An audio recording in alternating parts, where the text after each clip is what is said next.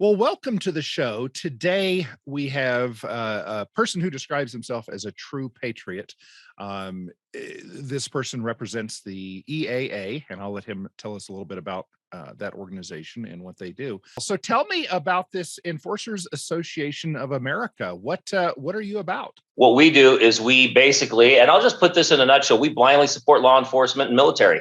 Let's just be straightforward about it. We support them. They've got a tough job, and we're going to do whatever it takes. Are they perfect? Of course they're not perfect. Do we care? Of course we don't care. I mean, we support them blindly. That's the only way to put it. These guys are putting their lives on the line, and for that, they deserve some leeway. And we're here to stop the news media from harassing cops, for those few cops that do their job a little bit wrong by choking someone and killing them on accident, or trying to send these guys to prison when them and their partners are out there on the lines every single day fighting for our freedoms. It's interesting to hear your perspective, because so frequently you only hear words like, a mother's love, that no matter how unattractive her child might be, she's going to love them anyway. And no matter what they do, that mother's love will always be there. And it sounds like you almost feel that way about the government, or not the government, the nation government, whatever. They're enforcers, the people who use force. Is that an accurate analogy? Let me just put it again, real blunt. This motherfucker right here supports them, period. And I would ask that, and we're not held to FCC rules or anything, but I would ask that you not use foul language. If you would extend that courtesy to me, I would appreciate that. Yes, sir. I apologize. I'm very sorry about that. That will not happen again this entire show, I promise. That's okay. So there are, when we talk about enforcers, I mean, when we get right down to it, are you referring to the people who enforce the laws? Are you just talking about law enforcement? Or you mentioned military also. So is it any law that any politician makes? Well, first off, I mean, we all go to the polls, at least, a good portion of us. When I say a good portion, I think like maybe 10 to 30% of the people in this country vote. And we're going to the polls. We're picking those people to do those jobs. And we've got to support that. We have got to support the laws that are put in. Look, how many lives have been saved for our government forcing people to put seatbelts on, put helmets on. And I mean, it's the right thing to do. And if we're going to elect these officials, they win. They're the ones who get to make the decisions for us. And let's be honest, we really don't need, or I don't have the time to make my own decisions. I don't have the time to go start making up laws to throw people in prison for having a joint on them in public. And if these guys that we vote in they're elected, we need to support them. And we have those enforcers in this country to make sure that those politicians stay in power and that their laws are continued to be pushed through and supported and enforced. Now, and there are a lot of statistics. Every time there is a poll done, and this is not a left or right thing, but every time there's a poll done and people are asked, what profession or what group of people do you trust the least, and do you think have the worst intent? It is always politicians. It's the lawmakers. And that goes from county commissioners up to governors and congressmen. It goes to all politicians. And you still feel that it's okay for people to use force to enforce rules made by a group like that? I'm going to ask you a question. Why isn't it okay?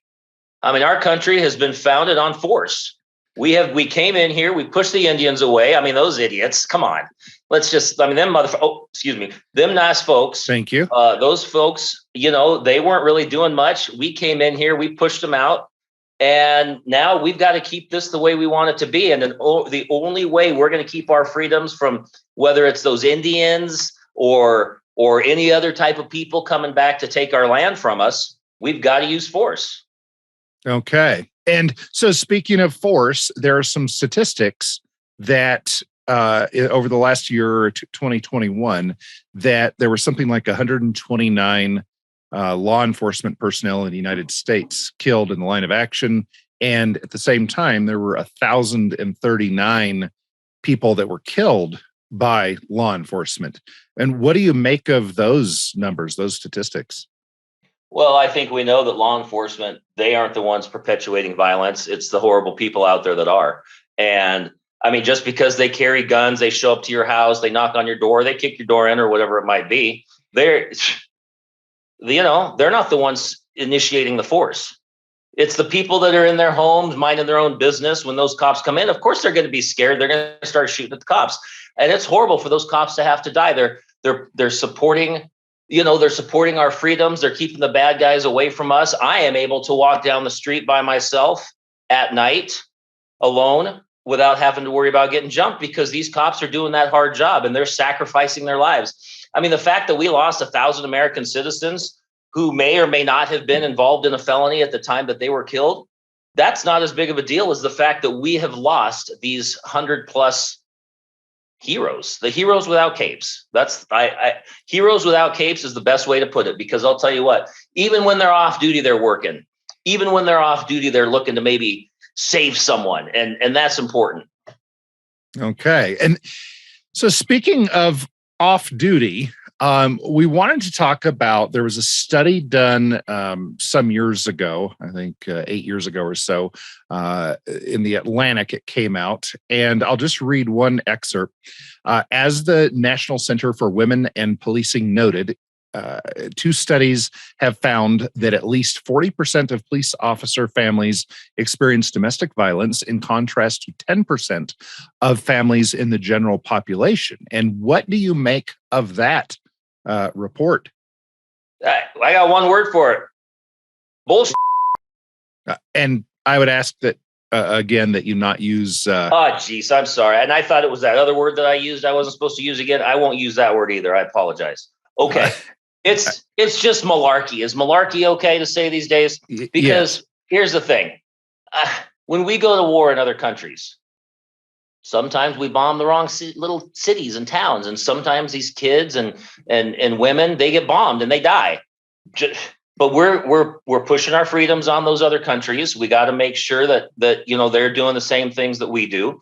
And they're kind of the sacrifice. And it's the same thing with police families. They just have to sacrifice a little. It's not much, getting knocked around. Heck, how many of us men, when we were boys, were pushed around a little bit by our fathers because, we didn't clean our rooms the right way or whatever. We didn't mow the lawn the right way. You get smacked around a little bit. Well, that's all part of growing up. Well, these women and these children and law enforcement families just need to realize that they've got to sacrifice just like their father or their husband do. Their father and husband are out there keeping us free, getting shot at. Like you said, 100 and some cops died. I mean, yeah, there's, I don't know how many millions of people in this country, 100 cops died. And those families are just going to have to deal with it. Okay. Well, very provocative things that you're saying. So the 40%. Well, wait a second. You're saying I'm provocative. I'm here to make sure that we stay free. So, I mean, if we don't have these enforcers protecting Americans, how in the world are we going to be able to stay free? So the only thing that's being provoked is those news media people making cops look bad. Or these, how about that? There's some clowns that go around there and videotape cops and they try to entice cops into doing mean things and they video them making cops look bad. Those guys ought to be shot in the head, point blank. Okay. So, and I do want to say that when I said controversial, I am trying to separate. We are a talk show. We talk to various patriots who love our great nation. And I just want to say that there are some things, I'm not calling for violence. I want to make sure that it's known that this show is not calling for violence against, and I assume you're speaking of is it Jim or James Freeman, the YouTube? That guy, I'll tell you what, well, I don't believe in violence either, unless it's our enforcers making sure that we protect ourselves. But that guy, I'll tell you what, if I was around him, I'd slap him, I tell you. There'd be an exception. And then there has been an argument that the statistic that I read, or the report, that there were 40% of law enforcers kind of are abusive to their family. There was an argument that wasn't like horrible violence. They weren't stabbing them or anything. Do you see a difference in different types of violence if it's really serious or it's a little bit lighter? Yeah, I mean, I think if you got to smack her around a little bit because she didn't have I mean, these cops, they work all different types of hours. If their women can't make sure that they've got their breakfasts or pack them a little lunch if they're going to work, or be quiet in the house when they're sleeping during the day because they worked at night or something like that. I mean, they got to be put in their place at some point, because if these men aren't able to get out there and do their jobs efficiently because of what's going on at home, because those women are harassing them or bothering them, those women need to get put in their place. And those kids too, if they aren't going to school, doing what they're told, and they're not being perfect, the law's got to be laid down on them. And if cops are able to lay down the law outside of their home, they may as well be able to do it inside the home. I don't know why cops don't have qualified immunity in domestic situations either. They have all of this type of stress, and they can't even relieve any of the stress when they get home. Now, I have to say, it almost sounds like you're talking out of the 1950s, and I don't mean that to be offensively, but you're saying some things that I think I hope you're joking about, that it's okay to put them in their place and be rough with them. Is that? I mean, I know that that's what really happens, evidently, in 40% of the situations. But you support that? The Enforcers Association of America supports that? Well, yeah, I look, when cops are able to drive down the street and see a group of adult American citizens talking all on a street corner, and maybe it's a bad neighborhood, as some people would call it, maybe it's not, and these cops want to rush up on them, throw them on the hood and pat them down for our safety, of course, why aren't they able to throw around their family members a little bit for our safety too? Exactly. You have to pause about that, because there's no real excuse not to.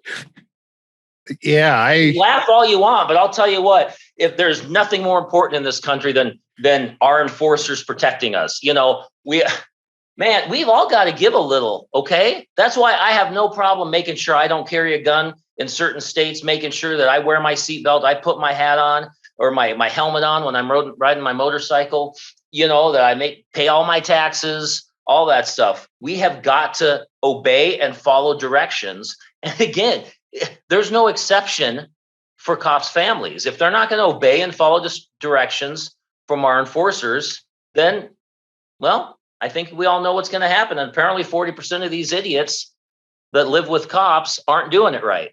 They're messing up. And that's why they've got to get a little bit of a beat down. And I do think it matters. Like, I don't think most of these cops are throwing their wives through walls or windows and putting them in intensive care or killing them. In fact, I don't even see the studies where cops are killing their family members. No. And if they are smacking them around a little bit, well, that's obviously not a life and death situation. So what's the real problem? Okay. So if what do they say? No blood, no foul, or something like that. Is that kind of your, but isn't there something, emotional abuse? If somebody is doing the Sam Kinison yelling, screaming in the face and frothing at the mouth, and even if they're not touching, isn't that abusive to a woman who's no a blood, smaller no person? harm, or no blood, no harm, or what's the other term? Man, I don't know. I just think that toughen up. That's all I got to say is toughen up. Sticks and stones, okay? So a little bit of yelling isn't going to matter.